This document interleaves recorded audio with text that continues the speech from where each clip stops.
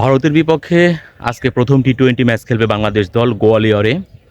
এবং টেস্টে বাংলাদেশ খুব বাজেভাবে ২টা ম্যাচ হারলে পারেও অনেকে আশা করছেন যে টি-20তে বাংলাদেশ দল ভালো করবে। এবং আমাদের তাওহিদ হৃদয় তিনি প্রেস কনফারেন্সেও বলেছেন যে তাদের লক্ষ্য সিরিজ জেতা এবং তারা জেতার জন্য ভারতে এসেছেন। এখন বাংলাদেশ হয়তো অনেকটা আশা করতেই পারে, কারণ ভারতের টি-20 দলে রোহিত শর্মা এবং বিরাট কোহলি তারা তো অবসর নিয়েছেন টি-20 বিশ্বকাপ শেষেই। এবং নিয়মিত যেসব সদস্য যেমন শুভমান গিল, জয়সওয়াল, মোহাম্মদ সিরাজ, তারপরে ঋষভ পান্থ, এইরকম অক্ষর প্যাটেল, এরকম অনেক খেলোয়াড় কিন্তু এই টি-20 সিরিজের দলে রাখা হয়নি, তাদেরকে বিশ্রাম দেওয়া হয়েছে।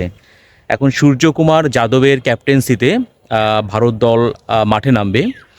তো ভারত হয়তোবা প্রথম সারির দল খেলাচ্ছে না, বা টি-20 ক্রিকেটে কখনোই আপনি ভারতকে খাটো চোখে দেখতে পারবেন না, বিশেষ করে যদি আপনি বাংলাদেশের ধারাবাহিকতা দেখেন। এই সংস্করণে বাংলাদেশ দল যে আহামরি ভালো করেছে বা ভালো করে তা কিন্তু না। এবং এই দলটাকে নিয়ে আপনারা অনেকেই হয়তো আশা করতে পারেন, বাট সত্যি কথা বলতে আমি আসলে ওরকমভাবে আশা করতে পারছি না, কারণ আমাদের সাকিব আল হাসান নেই, কিন্তু বাংলাদেশ এই সিরিজে পূর্ণ শক্তির দল নিয়েই কিন্তু খেলছে।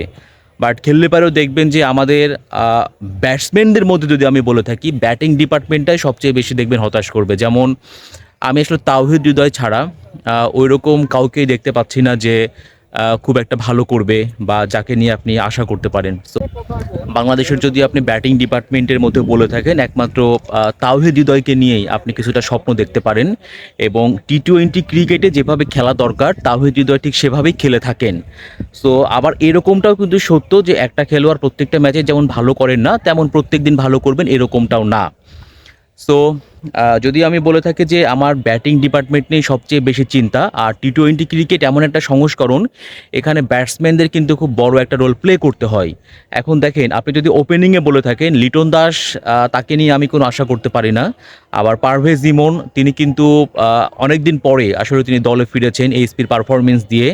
শান্ত, তার পারফরমেন্স নেই। মাহমুদুল্লাহ রিয়াদ, তিনিও 7 ইনিংসে রান করতে পারেননি। মুশফিকুর রহিম বলেন, মানে আমাদের ব্যাটিং যে ডিপার্টমেন্ট আছে তাদেরকে নিয়ে আমি আশা করতে পারছি না। আবার বোলিং ডিপার্টমেন্ট যদি বলে থাকি, অবশ্যই মুস্তাফিজ, তাসকিন, শরীফুল, রিশাদ আমাদের কোয়ালিটি মানের বোলার আছে, কিন্তু ডেথ ওভারে ওই রকম ইফেক্টিভ কে হবেন সেটাই কিন্তু বড় একটা প্রশ্ন। এখন দেখার বিষয় যে বাংলাদেশ দল তারা আসলে 3টা বিভাগে মেলে ধরতে পারে কিনা। আজকে গোয়ালিয়রে বাংলাদেশ ভারত ম্যাচ দিয়ে মূলত এই মাঠটার অভিষেক হবে। সেখানে ভারতের আইপিএল খেলার অভিজ্ঞতা অনেক বেশি, তারা আইপিএল খেলে থাকে। সো ভারত যদিও দ্বিতীয় সারির দল খেলাচ্ছে বাংলাদেশের বিপক্ষে, তারপরেও তারা কিন্তু দেখবেন যে মানে তারাই ম্যাচটা জিতবে।